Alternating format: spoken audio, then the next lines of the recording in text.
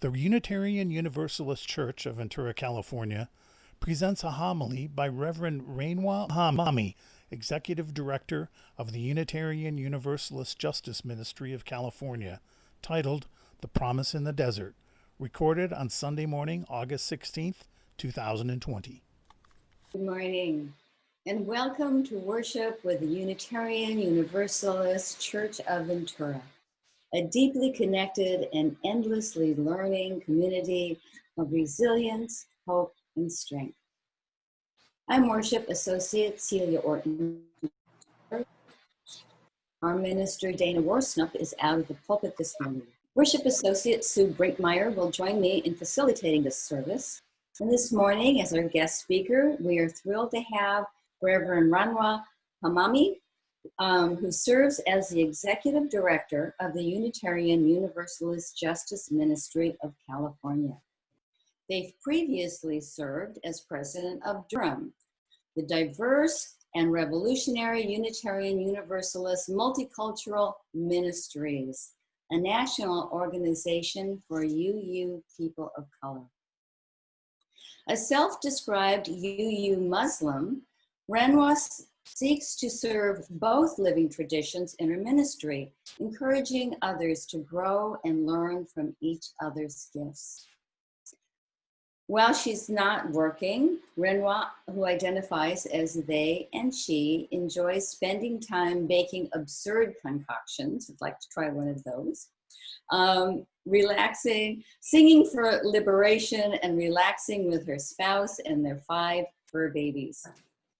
I'm also looking forward to, I'm so looking forward to having Reverend Ranwa in our pulpit this morning. And it's so good to be together with all of you again today. Let us enter sacred space.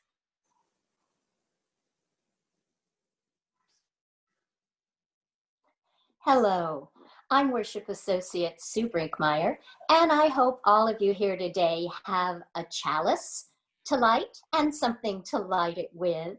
The chalice is the symbol of our Unitarian Universalist faith and of our commitment to one another. Let's light our chalices together.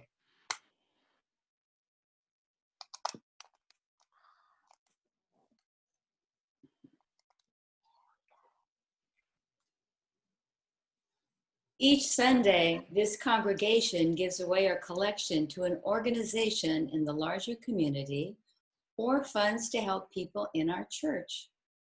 This week, we donate our collection to the Unitarian Universalist Justice Ministry of California. You'll be able to donate online when you see the link on the slide, which will also be posted in the chat as a direct link. This morning, we're going to let Reverend Ranwa tell us a bit about this wonderful organization. Thank you so much, Celia. The Unitarian Universalist Justice Ministry of California is not the Unitarian Universalist Justice Ministry of California. It is your Unitarian Universalist Justice Ministry of California. It is our Unitarian Universalist Justice Ministry of California. It's an organization that is intended to connect our communities, our Unitarian Universalist communities, our justice communities around the state as we work together, collaborate together to create justice and move us towards collective liberation. And your Unitarian Universalist Justice Ministry of California, our Unitarian Universalist Justice Ministry of California, is doing work to support us in these uniquely challenging, frustrating, and possibility-filled times. Now more than ever, we need those connected communities to show up virtually and safely in person when it comes to creating justice. Now more than ever, we need to collaborate. And now more than ever, we are being called to move towards collective liberation. And your donations today will help support the ways in which your Unitarian Universalist Justice Ministry of California is doing that work in our state. Your donations will go to support our spiritual activists Leading Together program for young adults that help them to develop their faith and that encourage them to lead and live more deeply as justice leaders that they already are. Your donations make it possible for us to offer our Turning the Tides Justice Leadership Summit, this time online, for free. Your donations make it possible for us to support congregations that are doing You the Vote ministries, like yourselves. Your support helps us make it possible for congregations to cluster and come together, including members of this very own congregation, to come together and share what they are doing on immigrant justice, climate justice, healthcare justice, economic justice. Your Unitarian Universalist Justice Ministry of California, our Unitarian Universalist Justice Ministry of California, exists as a core example of what it means to be part of an interdependent web of life. Because your donations not only go to support your justice ministries, they go to support our shared justice ministries. And so I invite you to give as generously as you are able, knowing that those gifts return to our world tenfold. Thank you so much for your generosity. I invite us all now to get comfortable in our seats, and if we wish, close our eyes. Let us take a few nice deep breaths together.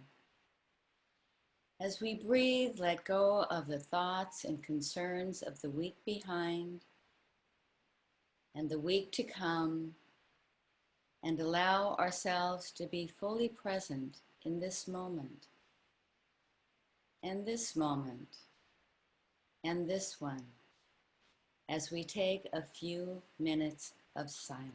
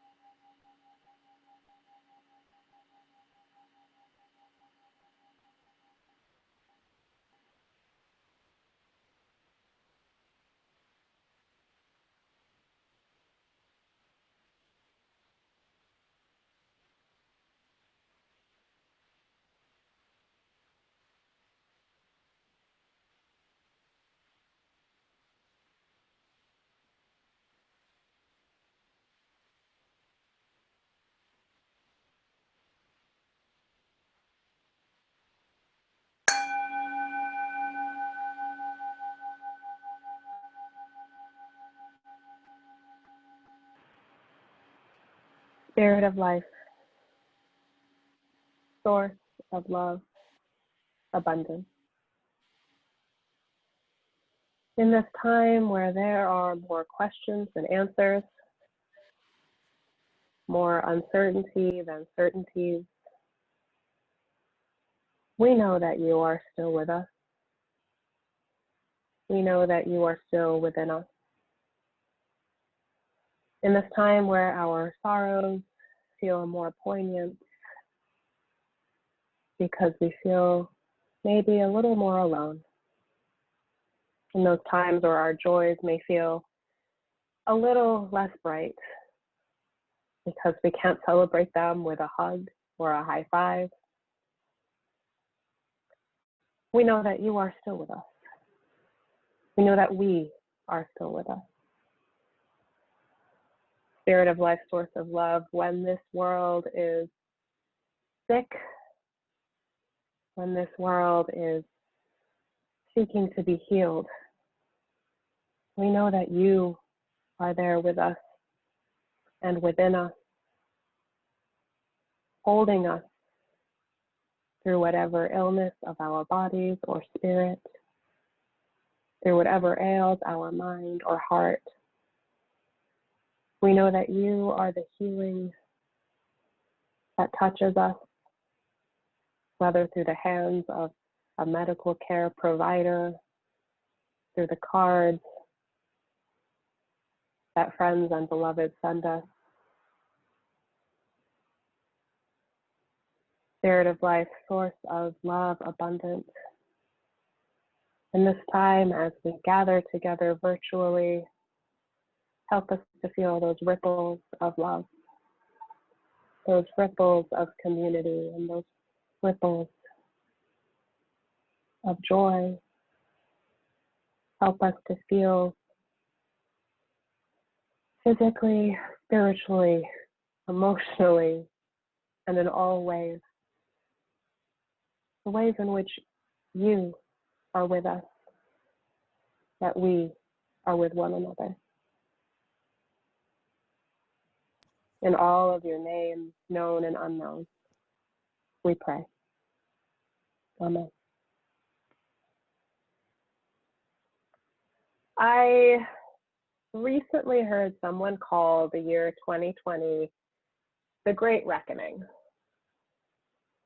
The combination of multiple catastrophes coming to a head, our humanity-driven climate crisis, the COVID-19 pandemic exacerbated by inequitable healthcare systems, and the centuries-long racist violence against Black and Brown lives in this country, has all brought to our mainstream attention just how much we as a society and world desperately need to acknowledge and address. For some of us, these realities have long been a part of our awareness, if not our own lived experience. And now for all of us, these realities are undeniable and at the forefront of our lives and futures. And as part of this great reckoning, our leaders, our institutions, and societies are being once again called upon to acknowledge essential and challenging truths about our past and the impact they have on our lives in the present and future.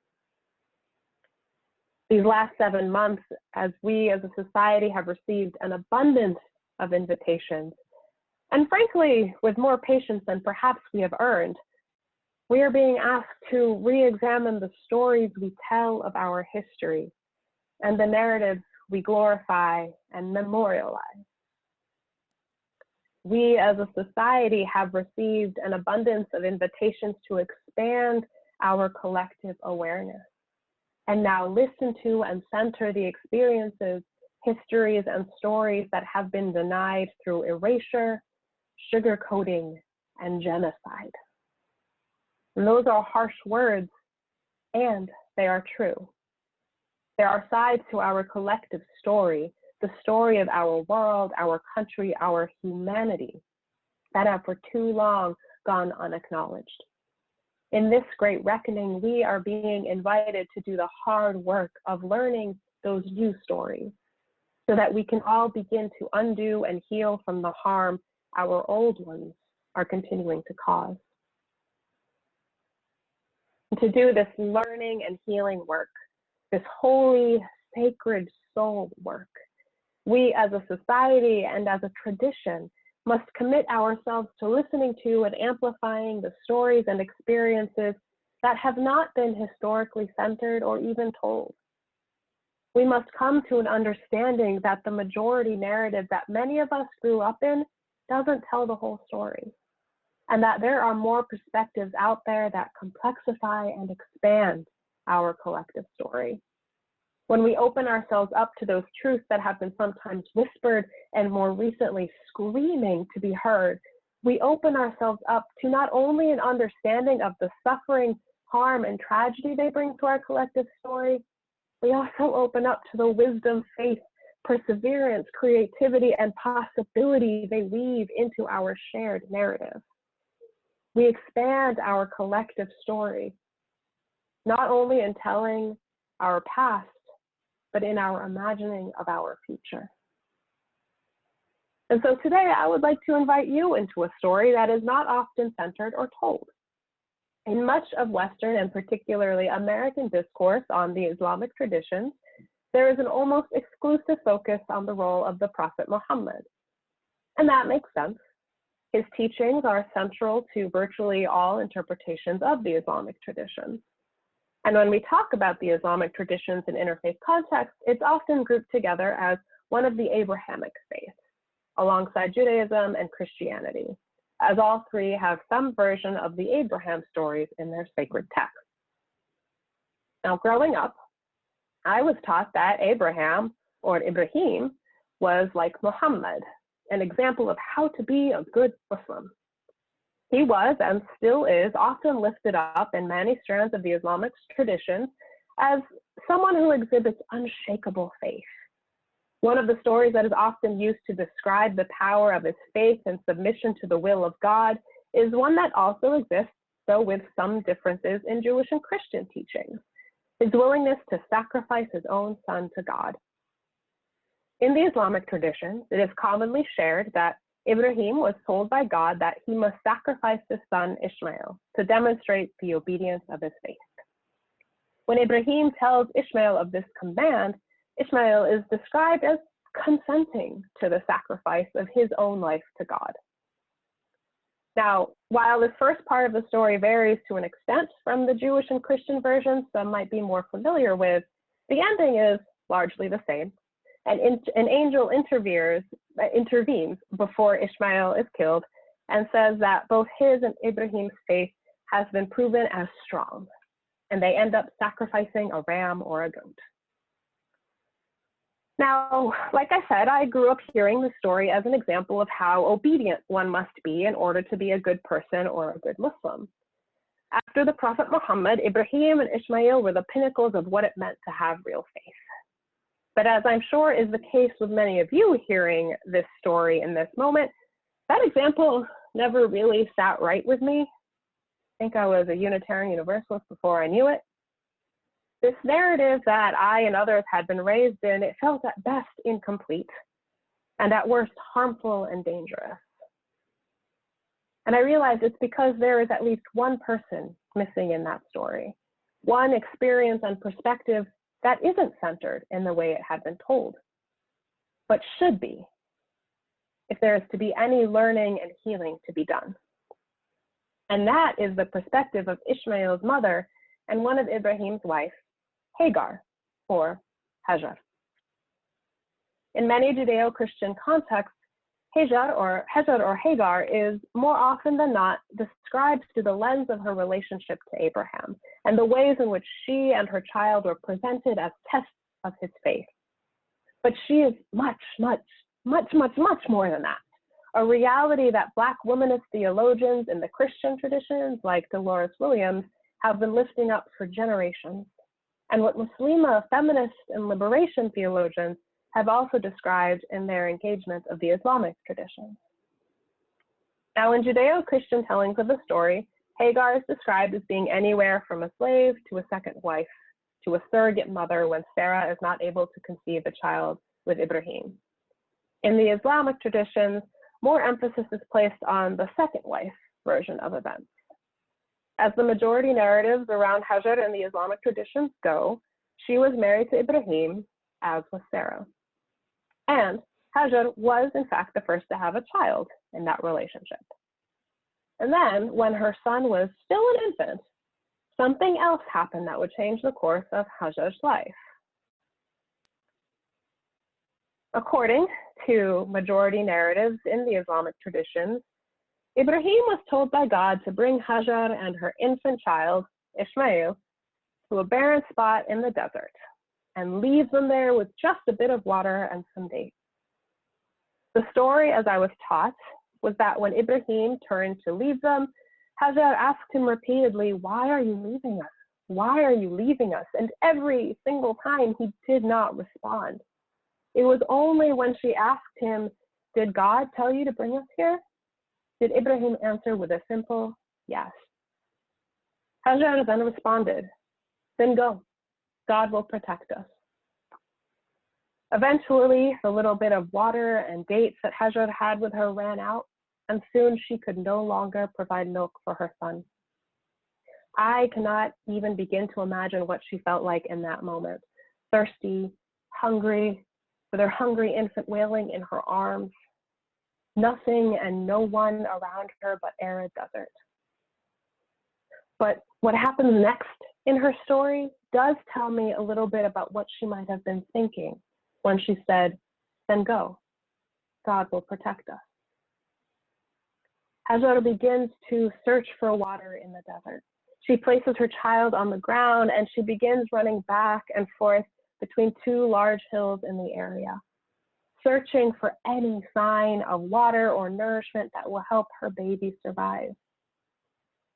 And eventually, an angel appears and shows her a spring of water flowing right next to her infant son's heel. Now, what Hagar did in that moment of discovery demonstrates her imagination, her creativity, and her foresight. She not only drank from the spring of water and shared it with her child, she created a well around that spring. And she knew what she was doing. She was preserving its presence and maintaining access to its life-sustaining force, and not just for her. She lived in a nomadic world, and so she knew that when travelers would eventually pass through her little spot of the desert, she would be able to trade water for more food and supplies to survive in that previously desolate spot. And that is exactly what happened in her story. Hagar and her son not only survived because of her perseverance and creativity, they thrived. Travelers not only passed through this spot in the desert, some of them stayed, and a town, an entire city grew. A city that began when one woman, one single mother, acted, created, and imagined in spite of the odds she was facing, motivated by her firmly held faith in the promise of God's protection. And the name of that city, as some of you may have figured out, is Mecca. Now, none of us were there when Ibrahim left Hagar and her son in the desert. But what I like to imagine is that Hagar embodied an attitude of grief, anger, and resilience that was captured by the poem we heard Sue read so beautifully today by Moja Koff.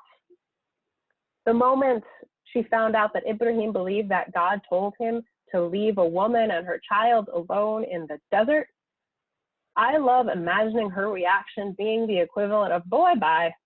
I am better off without you, and I know I've got something better than you looking out for me."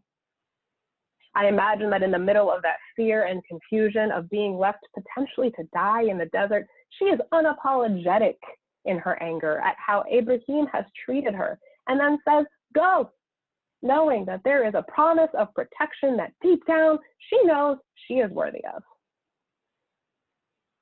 And Hagar doesn't just wait for that promise of protection. As was sung so beautifully, maybe the hunger will pass, but I can't think like that. Her belief that God would protect her and her infant son did not cause Hagar to become a passive victim waiting to be saved in these circumstances. Instead, her belief in that promise moves her to do the opposite. Hagar takes action, rooted in her anger, rooted in her faith, the awareness of the danger she was facing, and her ingenuity, knowing that to experience that promise, she has a part to play in helping to create it. Her faith doesn't tell her to wait for the hunger to pass. Her faith tells her to act. Her faith tells her that she herself is integral to that promise of protection. And in her decision to claim her part, claim her power, she not only finds water to survive a day or two, she uses that water to create tools and strategies she needs to thrive in the desert. She innovates. She provides for herself and her son and makes connections and builds a community that supports one another, an early mutual aid network in the desert that not only allows herself, but many more others to eventually call this spot home. When Hagar told Ibrahim to go because God would protect her and her child, she wasn't a woman submitting to abandonment. She was a woman who chose to help make a promise real by living into her greatest capacities for resilience, creativity, imagination, and hope. Now, I like to believe that this part of Hagar's story adds to our collective story about our potential as people and as communities. She is a woman in a patriarchal society, left stranded in the desert with her child and a promise and her faith, and her creative power, a power that resides within each and every one of us to imagine, to persevere, and to create, not just to survive, but to thrive. Those gifts are ones we can demonstrate or surprise ourselves with every day, whether it's by coming up with your 37th recipe to use your sourdough starter discard, or by managing a full-time job while also suddenly tasked with homeschooling your children in a pandemic. I believe that inherent to our faith affirmation of an individual's free and responsible search for truth and meaning, there is a promise of our innate, creative, and resilient potential. And accessing that potential, strengthening and growing it, is an act that needs to happen in community. Hagar's story, her creativity, her ingenuity, and power was not simply shown by her running between two hills and creating a makeshift well. The promise she believed in came into full fruition when she collaborated with others to make it so. She did not go from surviving to thriving on her own. She did so in community with others who helped make that promise of protection come true for all of them. That to me sounds like the universal salvation that our Universalist predecessors imagined, where everyone experiences the promise of an abundant love created here on earth with our own hands and hearts. So what does any of this have to do with the incomplete story of Abraham's sacrifice at the beginning of this sermon? Well, knowing Hagar's story, opening ourselves up to her perspective complexifies things. And yeah, maybe the story of the attempted sacrifice isn't actually all that great. What if we just own it? Some parts of that story suck. What if we used our reading from Mozhikov this morning as an invitation then to imagine Hagar's perspective on the whole thing? In her poem, Mozhikov imagines Hagar going one more step further in her creativity and resilience. She imagines the promise that Hagar imagined, a better world not just for her, but for Sarah and their two boys. In this imagining of Hagar's perspective, we not only see her believing in the promise of a better world, but believing in a path to it, and inviting Sarah, despite their broken relationship, to join her. Out of the pain and anger, she still knew it doesn't have to be that way. Hagar writes this letter to Sarah about their circumstances, naming both truths that challenge and possibilities that invite. What if we both ditch the old man? We could travel. You don't have to be angry forever, just long enough to know the world won't fall apart. Imagine God, the possibility. Imagine us making God's promise come true. See, that's the part of the story that almost always doesn't get told. And that's the story we need. The imagination, the possibility. That's the promise of water in the desert that we will miss if we hold too tightly to the old story. But if we let something new in, if we open ourselves up and search for something, maybe we will find the water that has been calling to us all along. Florence Reese knew that promise when she wrote "Which Side Are You On?", a song that we still sing today, a song that sides with love and justice and knows that promise still exists. And in this year's Great Reckoning, Hagar is writing that letter to all of us who have always felt some inkling that something is wrong, but unsure of what we can do about it. We are being invited to join her in the desert, to partner with her in that perseverant search for water, its preservation, its cultivation into the sacred promise of something more. Like Hagar to Sarah, we all hold an invitation to collectively imagine. As we are being called to challenge and grow beyond what we know, we are also being invited to remember the creativity and resilience within each and every one of us, and to know that it doesn't have to be like this. We are being invited to play our part in manifesting the promise of the divine, the sacred moral arc of the universe that bends towards justice with love. And we see that in calls to recognize the environmental degradation and the ways in which our complacency has left our children and grandchildren to an uncertain future. We see that in calls to actively obstruct pipeline construction, to divest from funds that are heavily rooted in oil production, to prioritize ecological preservation and follow the lead of indigenous climate activists. These are all calls for us to collectively nurture that sacred promise within all of us to create something new. We see it in calls to defund the police, to abolish immigration and customs enforcement, to abolish prisons and an end to the slavery-preserving systems of policing and incarceration we have in this country. We see it in calls to invest in practices and systems of restorative justice, to support community health and education services that care for the whole person. These are all calls for us to collectively nurture that sacred promise within all of us to create something new. We see it in calls for universal health care, income and housing, calls for an end to the predatory capitalistic and economic practices that rely on keeping a subset of our human siblings in abhorrent, virtually inescapable poverty. These are all calls for us to collectively nurture that sacred promise within all of us to create something new. Hagar didn't know what the promise of protection would look like when Ibrahim walked away that day. She didn't know where the water would be or if there would be water at all. But she knew she would be protected. And she took action rooted in that belief that something would be created out of her choices to believe. And my faith moves me to do the same. My faith is why I am in my role as the executive director of our Unitarian Universalist Justice Ministry of California.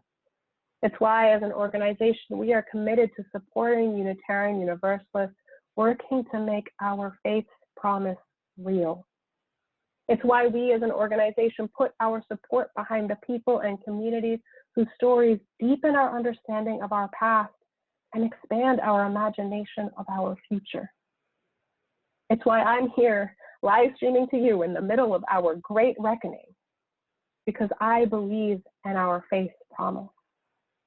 I believe in us.